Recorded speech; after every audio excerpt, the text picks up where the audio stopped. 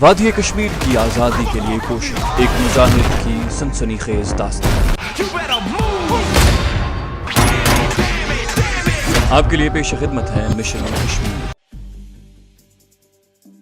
گل خان ایکسپلوسیو بنانے کا ماہر تھا، خدا جانے اس نے یہ ٹیکنیکل علم کہاں سے حاصل کیا تھا۔ اس نے سب سے پہلے مجھے یہ بتایا کہ بارود سے دھماکہ کیوں ہوتا ہے، مجھے بتایا کہ ہوا کا دباؤ کیا ہوتا ہے، اور اگر کسی بم میں لوہے کے ٹکڑے، کیل اور شیشے کی کرچیاں نہ بھی ہوں تو وہ جہاں پھٹتا ہے وہاں ہوا کا خلا کیوں پیدا ہوتا ہے، اور دھماکے کے پریشر سے چیزیں اپنی جگہ سے کیوں اڑتی ہیں۔ پھر اس نے مجھے ڈائنامائٹ کے چھوٹے چھوٹے مگر انتہائی طاقتور میگنیٹک بم بنانے سکھائے۔ وہ مجھے صبح صبح اٹھا کر اپنے ساتھ دریا جمنا کے پار کسی تاریخی کھنڈر میں لے جاتا۔ وہاں اس نے ایک خفیہ سرنگ میں ایک کلاس کمانڈوز کی تربیت کے لیے ایکسپلوسیو کا سارا سامان رکھا تھا۔ اس نے مجھے ٹائم بم کی تربیت بھی دی اور یہ بھی سکھایا کہ قلم، کاغذ، ماچس، لائٹر، انگوٹھی، سگریٹ، سگار، رسٹ واچ اور ٹوتھ برش کو انتہائی دھماکے خیز بم میں کیسے تبدیل کیا جاتا ہے۔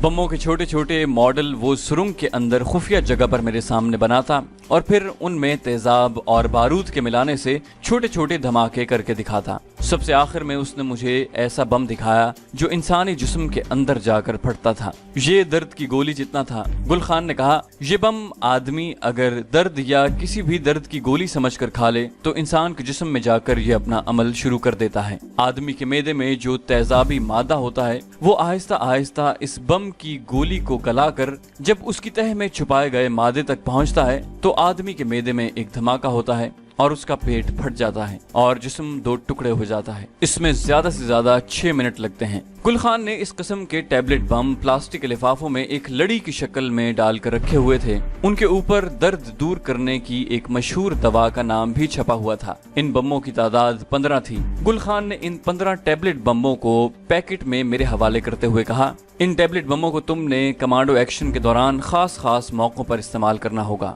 یہ انڈین فوج کے 15 بڑے بڑے اور خاص افسروں کو ہلاک کرنے کے لیے ہیں، لیکن میں تمہیں ان کے بنانے کی ترکیب اور فارمولہ بھی بتائے دیتا ہوں تاکہ اگر ان کے بعد بھی ضرورت پڑے تو تم خود انہیں تیار کر سکو۔ گل خان نے مجھے ٹیبلٹ بم بنانے کا پورا فارمولہ سمجھا دیا اور اسے لکھ کر بھی دے دیا۔ یہ فارمولہ اس طرح لکھا گیا تھا کہ سوائے میرے اور گل خان کے اور کسی کی سمجھ میں نہیں آ سکتا تھا۔ یہ کوڈ ورڈز میں لکھا گیا تھا اور اس میں گرم مسالوں، دار چینی، جائفل، الائچی اور کالی مرچوں کے نام بار بار آتے تھے۔ اگر اسے کوئی دیکھ بھی لیتا تو یہی سمجھتا کہ گوشت کا مزیدار سالن یا بریانی تیار کرنے کا نسخہ ہے۔ گل خان کہنے لگا، اگر کسی ایسے آدمی کو تم یہ ٹیبلٹ بم پانی یا چائے کافی کے ساتھ کھلا دو گے جس کے معدے میں تیزابیت زیادہ ہوگی تو یہ بم 2 منٹ میں بھی پھٹ سکتا ہے۔ مجھے یہ بم دشمن کے سرکردہ آدمیوں کو جہنم میں پہنچانے کے لیے بڑا کارآمد لگا۔ یہ ایک ڈرامائی بم تھا، اس کا کسی کو کوئی ثبوت نہیں مل سکتا تھا۔ میں گل خان کے پاس پورے 1 ہفتے رہا اور وہاں سے جب نکلا تو میں بھی ایکسپلوسیو کا ماہر بن چکا تھا، اور 15 ٹیبلٹ بم جو اسپرو کی گولیوں کی شکل میں پلاسٹک میں لپٹے ہوئے ایک چھوٹی سی پلاسٹک کی ڈبیا میں بند تھے میرے پاس تھے۔ میں نے اس ٹیبلٹ بم بنانے کا نسخہ بھی ساتھ رکھ دیا تھا۔ یہ چھوٹی سی گول ڈبیا میں نے پلاسٹک کے لفافے میں ڈال کر اپنے پیٹ کے ساتھ باندھ لی تھی تاکہ محفوظ رہے۔ اب گل خان نے مجھے ایک ایسے کشمیری مجاہد کا اصلی نام اور پتہ زبانی یاد کرایا جو جموں شہر میں رہتا تھا۔ گل خان نے اس مجاہد کا نام لے کر کہا، تم اسے جا کر رپورٹ کرو گے، وہ تم سے کوڈ ورڈ میں ایک سوال کرے گا، تم کوڈ ورڈ میں اس کو جواب دو گے۔ گل خان نے مجھے یہ کوڈ ورڈ والا جواب بھی اچھی طرح سے ذہن نشین کرا دیا۔ اس مجاہد کا حلیہ بھی بتا دیا۔ دلی میں گل خان کے پاس یہ میری آخری رات تھی۔ صبح مجھے ریلوے اسٹیشن سے ٹرین میں بیٹھ کر جالندھر روانہ ہونا تھا، جہاں سے مجھے جموں کے لیے دوسری گاڑی پکڑنی تھی۔ گل خان کہنے لگا، جالندھر میں حالات آج کل حکومت کے سخت خلاف ہیں، خالصتان کی تحریک زوروں پر ہے۔ اگر وہاں صورتحال بدلتی نظر آئی تو ٹرین کا انتظار نہ کرنا، کسی دوسری لاری میں بیٹھ کر جموں پہنچ جانا۔ اگر پکڑے جاؤ تو سب سے پہلے میدے میں جا کر پھٹنے والے ان ٹیبلٹ بموں کو ضائع کر دینا، کیونکہ اگر یہ دشمن کے ہاتھ آ گئے تو اس بات کا امکان ہے کہ اس انتہائی قیمتی اور کشمیر کی کمانڈو جنگ میں کام آنے والے بم کا راز فاش ہو جائے۔ یہ بات کشمیری مجاہدین کی تحریک آزادی کو نقصان پہنچا سکتی ہے۔ اس سے زیادہ میں تجھے کچھ نہیں بتانا چاہتا کہ یہ ٹیبلٹ بم کمانڈو لڑائی میں کہاں کہاں استعمال ہو رہے ہیں۔ گل خان نے صبح صبح مجھے اٹھا دیا، مجھے ناشتہ नाश्ता कराया और कहा, मेरा आदमी बारादरी के खंडर की दूसरी तरफ ट्रक लेकर तुम्हारा इंतजार कर रहा है। वो तुम्हें स्टेशन पर पहुंचा देगा। जो जो सबक मैंने तुम्हें सिखाए हैं उन्हें याद रखना। अब आगे तुम्हें अपनी अकल से काम लेना होगा। अगर पकड़े गए तो अपनी अकल से काम लेकर बताना होगा कि तुम कौन हो और जम्मू क्या करने जा रहे हो। मैं जानता हूँ कि कमांडर कमाल शाह ने तुम्हें बड़े से बड़ा टॉर्चर बर्दाश्त करने की जबरदस्त तरबियत दी है, लेकिन इंडियन पंजाब की सिख पुलिस ने अजियत देने के नए नए तरीके इजाद कर रखे हैं। अगर अजियत बर्दाश्त से बाहर हो जाए तो मर जाना, मगर दुश्मन के आगे मेरा और कमाल शाह का नाम हरगिज न लेना। तुम्हारे अकेले के मर जाने से कोई फर्क नहीं पड़ेगा, लेकिन अगर तुमने मेरा या कमांडर कमाल शाह का नाम बता दिया तो तहरीक आज़ादी कश्मीर को नाकाबिल तलाफी नुकसान पहुंचेगा। मैंने गुल खान से कहा, मोहतरम, मैं तो आया ही तहरीक आज़ादी कश्मीर पर जान कुर्बान करने के लिए हूँ। ये कैसे हो सकता है कि मुझे इसका मौका मिले और मैं अपनी जान कुर्बान न करूँ। गुल खान ने मुझे गले से लगाकर मेरी पीठ पर थापड़ा दिया और बोला, अब तुम निकल चलो, अल्लाह हाफिज। उस वक्त पौ फट रही थी। क्वार्टरों पर पिछले पहर का अंधेरा और खामोशी छाई हुई थी। मैं तेज तेज कदमों से क्वार्टरों की आबादी से निकलकर बारादरी के खंडर की तरफ हो गया। रास्ता मेरा जाना पहचाना था। बारादरी की दूसरी तरफ आया तो वहां अंधेरे में कच्ची सड़क के किनारे एक ट्रक खड़ा था। मुझे करीब आता देखकर गुल खान के आदमी ने ट्रक स्टार्ट कर दिया। मैं अगली सीट पर ड्राइवर के साथ बैठ गया और ट्रक दिल्ली शहर की तरफ चल पड़ा। मौसम बड़ा खुशगवार था। ये अक्टूबर के शुरू का मौसम था और रात को खुनकी हो जाती थी। गुल खान ने मुझे नायलॉन की निस्वारी रंग की एक जैकेट पहना दी। उसने कहा था कि जम्मू में सर्दी होगी, ये वहां तुम्हारे काम आएगी। ट्रक ने मुझे दिल्ली के रेलवे स्टेशन के बाहर उतार दिया। जिस ट्रेन में मुझे जालिंधर जाना था वो कलकत्ता की तरफ से आ रही थी। ये बात मुझे गुल खान ने बता दी थी और ताकीद की थी कि चूंकि पंजाब में सिक्योरिटी बड़ी सख्त है और इंटेलिजेंस के आदमी रेलवे स्टेशनों पर अक्सर मंडलाते फिरते हैं, इसलिए वक्त से पहले प्लेटफॉर्म पर मत जाना और कलकत्ता एक्सप्रेस की आखिरी बोगी की किसी डिब्बे में बैठकर कोशिश करना। हो सकता है गुल खान को इस बात का तजुर्बा हो कि इंटेलिजेंस वाले आखिरी डिब्बों की तरफ कम तवज्जो देते हैं। कलकत्ता एक्सप्रेस के आने में अभी 20 मिनट रहते थे। मैं इतनी देर में स्टेशन के बाहर ही एक जगह घास के प्लॉट में बैठा रहा। जब ट्रेन के आने में 6-7 मिनट रह गए तो मैं स्टेशन में आ गया। टिकट मैंने आते ही ले लिया था। मेरी खुशकिस्मती के ट्रेन लेट नहीं थी, ठीक वक्त पर आई। मैं गुल खान की हिदायत के मुताबिक पिछली बोगी की तरफ गया।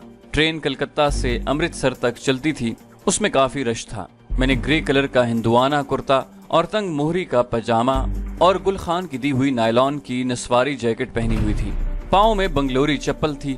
मेरे कमर के साथ वो रुमाल बंधा जिसमें प्लास्टिक के लिफाफे में बंद वो छोटी सी डिब्बिया थी जिसके अंदर इस्प्रो की गोलियों की शक्ल के 15 टैबलेट बम थे। मुझे सबसे ज्यादा उनकी फिक्र थी क्योंकि ये एक कमांडो का बड़ा कीमती सरमाया था। ये 15 टैबलेट बम दुश्मन के 15 कमांडो या जर्नैलों को बर्बाद कर सकते थे। प्लेटफॉर्म में आते वक्त भी मैंने कमांडो की उकाबी निगाहों से लोगों का जायजा लिया था और डिब्बे में बैठने के बाद भी मैंने अंदर बैठे हुए लोगों के चेहरों को खास निगाहों से देखा। मुझे उनमें कोई मुश्तबा शख्स दिखाई न दिया। ये मेरी भूल थी। ये हकीकत है कि आदमी चाहे जितना मुकम्मल हो जाए, कहीं न कहीं उससे गलती जरूर हो जाती है। मुझसे भी गलती हो गई थी। गलती ये थी कि मैंने अपनी कमांडो ट्रेनिंग और फन्नी महारत और चेहरा शनासी की अपनी सलाहियत पर जरूरत से ज्यादा भरोसा कर लिया था। असल में एक आदमी उस वक्त से ही मेरे पीछे लग गया जब मैं दिल्ली स्टेशन के सामने वाले प्लॉट में घास पर बैठा था। ये दिल्ली पुलिस के इंटेलिजेंस ब्यूरो का आदमी था। मैंने उसे नहीं देखा था, मगर मैं उसकी निगाहों में था और मेरी बदकिस्मती कि वो मेरे डिब्बे में आकर मेरी सामने वाली सीट पर बैठ गया।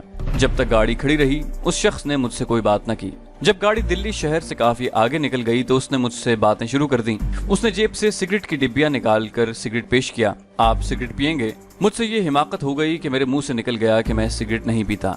असल में मुझे सिगरेट की वाकई आदत नहीं थी और उसका नशा भी नहीं था, लेकिन एक तरबियत याफ्ता कमांडो की हैसियत से मुझे याद रखना चाहिए था कि मैं स्टेशन के बाहर प्लॉट में बैठा हुआ था तो सिगरेट पी रहा था। उस आदमी ने मुस्कुराते हुए कहा, मगर आप बाहर प्लॉट में तो सिगरेट पी रहे थे।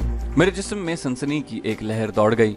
एक सेकंड में मैं समझ गया कि ये इंटेलिजेंस का आदमी है और उस वक्त से मेरी निगरानी कर रहा है जब मैं स्टेशन के बाहर प्लॉट में बैठा था। मैंने हंसकर कहा, बात यह है महाराज कि इस वक्त मेरा सिगरेट पीने को जी नहीं चाहता। मैं कभी कभी सिगरेट पीता हूँ। उस शख्स का हुलिया ये था कि उम्र जवानी की हुदूद पार कर रही थी। बालों पर थोड़ा थोड़ा खिजाब लगा हुआ था। सर दरमियान से कुछ गंजा था। बदन भारी था। मैली सी खाकी रंग की कमीज के ऊपर ठंडा कोट पहना हुआ था, नीचे एक पतलून थी। वो सिगरेट उंगलियों में लेकर हाथ की मुट्ठी बनाकर उसके कश लगा रहा था। दो एक बार वो खांसा तो साथ वाले मुसाफिर ने उसकी तरफ नापसंदीदगी की निगाह से देखा। उस आदमी ने हंसकर कहा, ये लो महाराज, सिगरेट फेंक देते हैं। और उसने सिगरेट सीट पर से जरा उठकर मेरी खिड़की के बाहर फेंक दिया। फिर वो बड़ी खुश अखलाकी के साथ मुझसे बातें करने लगा। भाई जी, आप अमृतसर जा रहे हैं क्या? मैं जानबूझकर खिड़की की इस दौरान मैंने सारी हिकमत अमली जहन में तैयार कर ली थी कि मुझे उसके सवालों के क्या जवाब देने हैं।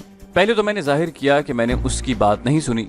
जब उसने मेरे घुटने को उंगलियों से जरा हिलाते हुए अपने सवाल को दोहराया तो मैंने गर्दन घुमाकर उसकी तरफ देखा और कहा, हाँ जी, मुझे अमृतसर जाना है। जालिंदर का वैसे भी मुझे नाम नहीं लेना था। अमृतसर का नाम मैंने इसलिए बोल दिया था कि अगर उसने अमृतसर के बारे में पूछा कि वहाँ कहाँ रहते हो, तो मैं अमृतसर शहर के बाजारों और मोहल्लों से काफी वाकिफ था, उसके सवाल का जवाब दे सकता था। उसने जब पूछा कि अमृतसर कहाँ रहते हो, तो मैंने बेनियाजी से कहा, सिंहपुरे में रहता हूँ। वो आदमी बड़ा चालाक था। कहने लगा, सिंहपुरे में पाकिस्तान से आए हुए शरणार्थी रहते हैं, क्या तुम भी पाकिस्तान से आए हो? मैंने कह दिया, हाँ जी, मेरे माता पिता का घर लाहौर संत नगर में था। लाहौर में जो हिंदुओं के मोहल्ले थे उन सब का मुझे पता था। मेरे करीब ही एक आदमी ने खुश होकर कहा, महाशय जी, हम भी लाहौर के रहने वाले हैं, हमारा घर शाह आलमी में था। ये अच्छी खासी उम्र का हिंदू था। उसने लाहौर की बातें शुरू कर दी। मैं बड़ा खुश हुआ कि इंटेलिजेंस वाले के सवाल जवाब से जान छूटी। मैंने लाहौर के हिंदुओं के मोहल्लों और वहाँ मुसलमानों के हमलों और मकानों को आग लगाने की फर्जी कहानियां बयान करनी शुरू कर दी।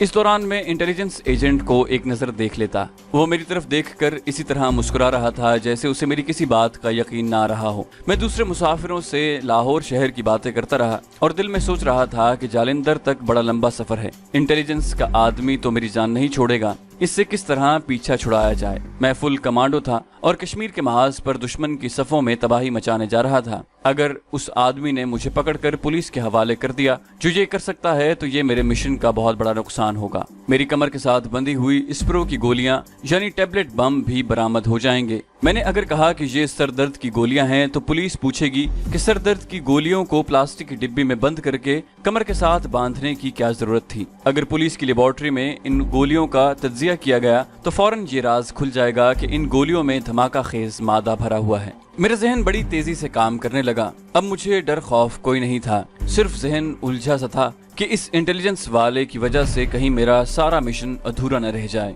कलकत्ता एक्सप्रेस हवा से बातें करती अपनी मंजिल की तरफ उड़ी जा रही थी। आखिर मैंने यही फैसला कर लिया कि रास्ते में किसी जगह मौका देखकर किसी भी छोटे बड़े स्टेशन पर चाय वगैरह पीने के बहाने उतर जाऊं और वहां से फरार हो जाऊं। जाहिर है अगर ये आदमी मेरे पीछे उतर भी आया तो दौड़ने में मेरा मुकाबला नहीं कर सकेगा। ये सोचकर मुझे कुछ इत्मीनान सा हो गया। अब मैंने ये स्कीम बनाई, जब दिन ढलेगा और शाम का अंधेरा होने लगेगा तब ट्रेन से उतरूंगा। जिस बात से मुझे यकीन हो गया कि ये इंटेलिजेंस का आदमी है और एक खास मकसद लेकर मेरा पीछा कर रहा है, वो बात ये हुई कि उसने मेरा अचानक हाथ पकड़ लिया और अय्यारी से मुस्कुराते हुए कहा, महाराज, मेरा विचार ही कहता है कि आपको पाकिस्तान से आए 2 महीने ही हुए हैं, आपका विचार क्या कहता है? मैं अपने हवास को पूरी तरह संभाले हुए था और बज़ाहिर बड़ी बेनियाजी और एतमाद के साथ बोल रहा था। उस आदमी के इस सवाल पर मैंने किसी कदर बरहम होकर कहा, आप कोई ज्योतिषी हैं? अगर आप ज्योतिषी हैं तो आपको ज्योतिष विद्या का कुछ पता नहीं है। मेरी उम्र इस वक्त 7-8 साल की थी जब मैंने अपने माता पिता के साथ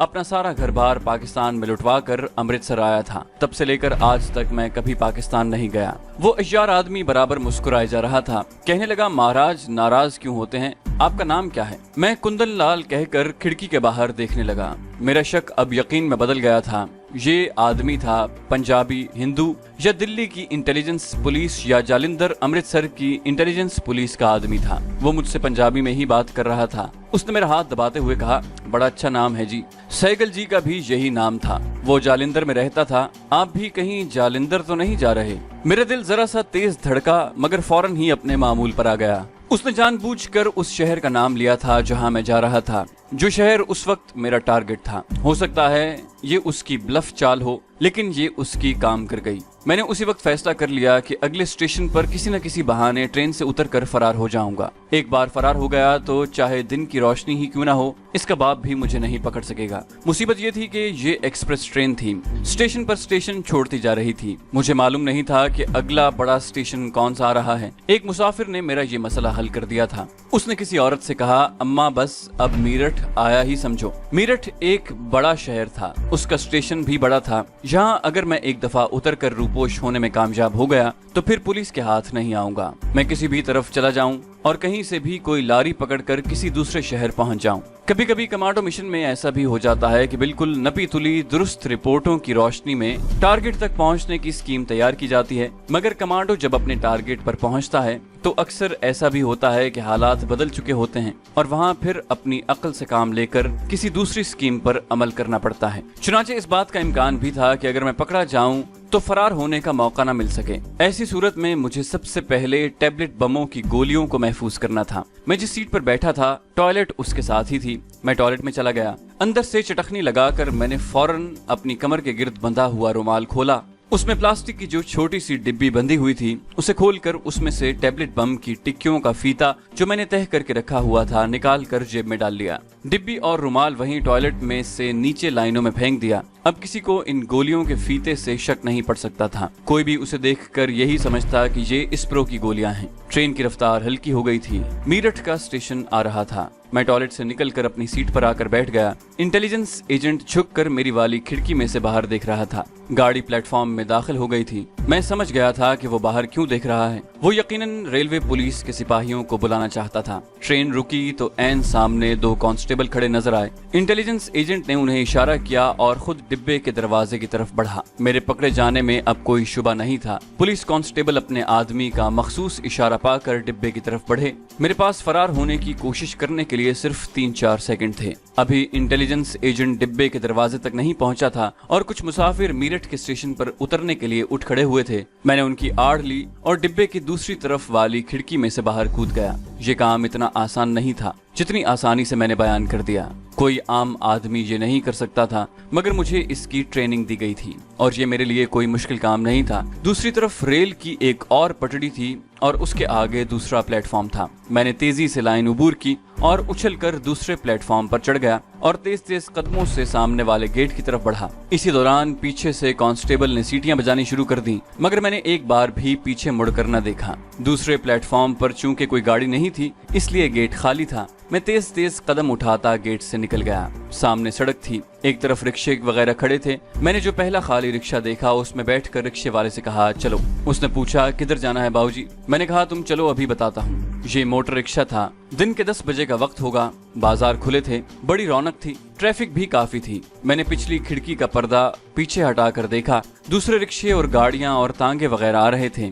इनमें पुलिस की कोई गाड़ी नहीं थी, लेकिन ऐसा हो सकता था कि खुफिया पुलिस का आदमी किसी दूसरे रिक्शे का ताकुब कर रहा हो। उस जमाने में अभी मोबाइल टेलीफोन का रिवाज नहीं था। खुफिया यूनिट इतनी जल्दी पुलिस को अलर्ट नहीं कर सकता था। अगर उसने मुझे स्टेशन से रिक्शे में जाते हुए देख लिया था तो मुमकिन था कि वो किसी दूसरे रिक्शे में मेरा पीछा कर रहा हो, लेकिन इसका इम्कान बहुत कम था। इंडिया में जब कमांडो के साथ ऐसी सूरत हाल पेश आती है तो कुदरती तौर पर उसके वहाँ के किसी मुसलमान का या मस्जिद का ही ख्याल आता है, क्योंकि इंडिया में मुसलमान करोड़ों की तादाद में आबाद हैं। अगरचे वो हिंदुओं की गुलामी में जिंदगी बसर कर रहे हैं, फिर इस्लाम का मजबूत रिश्ता हर मुसलमान को एक दूसरे से करीब कर देता है। लेकिन कमाल शाह ने मुझे ये नसीहत भी कर दी थी कि अगर कभी ऐसी सूरत हाल पेश आ जाए तो सोच समझ कर किसी मेहमान के यहाँ पनाह लेना। अगर पनाह भी लेनी पड़ जाए तो उसे अपने बारे में हरगिज न बताना कि तुम कौन हो और किस मिशन पर कहाँ जा रहे हो। अपने आप को पाकिस्तानी भी जाहिर न करना और पाकिस्तान के बारे में ज्यादा बातें न करना। मेरे मोहतरम उस्ताद और मर्द मोमिन कमाल शाह ने मुझे ये भी बता दिया था कि इंडिया की पुलिस चाहे कैसी भी हो,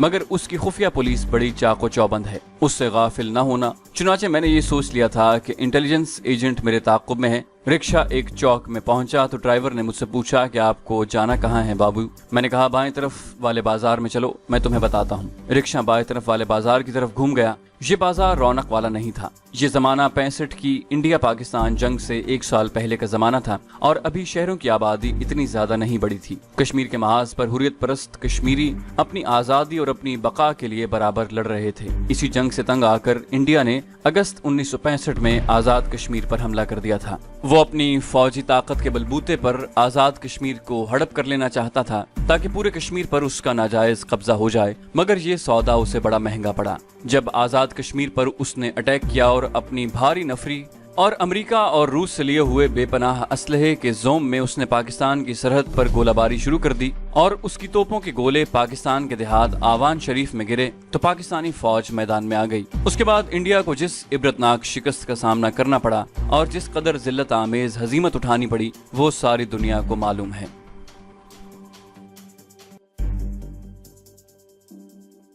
तो दोस्तों, ये थी हमारी आज की एपिसोड। उम्मीद करते हैं आपको हमारी कहानी पसंद आई होगी। जाने से पहले इस वीडियो को लाइक कीजिए और शेयर करना मत भूलिए। कमेंट करके हमें बताइए कि आपको हमारी वीडियो कैसी लगी, और अगर अभी तक आपने इस चैनल को सब्सक्राइब नहीं किया तो इसे सब्सक्राइब कीजिए और बेल आइकन दबाकर ऑल नोटिफिकेशंस ऑन कर लीजिए।